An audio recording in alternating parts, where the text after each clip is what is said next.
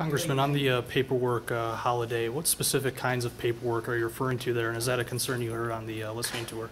Well, clearly we do need to flesh out a little bit on the details on that, but I think there's a lot of businesses are subjected to an awful lot of paperwork, regardless of size, in part to prove that they're not big enough to say to have to worry about EPA regulations here, or FDA regulations here, et cetera. There's a number of tax, both on the federal and state side. And what we'd like to do is we're looking into ways to eliminate that paperwork burden until the business at least existed for a year. Because in that first year is when you have the least amount of time to spend filling out these things, and frankly, you don't even know all the answers that they're asking for. You just started your business. So that's just one example. But I do think as part of an overall reinventing government that needs to happen. There's clearly too much of a paperwork burden, not just on businesses, but on individuals. And this, maybe I sound more like a conservative, but I just really believe that the bureaucracy does not need to have that much burden, and that we can indeed streamline and reduce unnecessary regulations.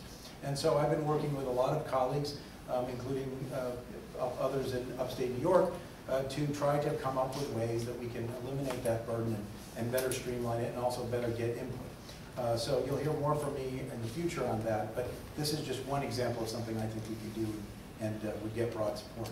Any updates on the Harriet Tubman Parks bill?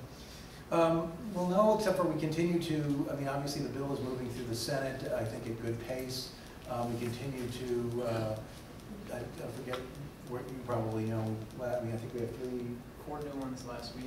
Co-sponsors last week, yeah. We have, continue to talk to make sure, with the Harriet Tubman House people that, we're following the same path they want to do. The president is willing to do whatever he can do to help support it. So, it's going to take some time to get through the process, but I think things are moving fine. It's just a matter of making sure that if it gets through the Senate, stays in the Senate, then I think we can pass it through the House. I just think it's a matter of making sure that the bill gets, continues to get the kind of support it's getting, which is bipartisan, by the way.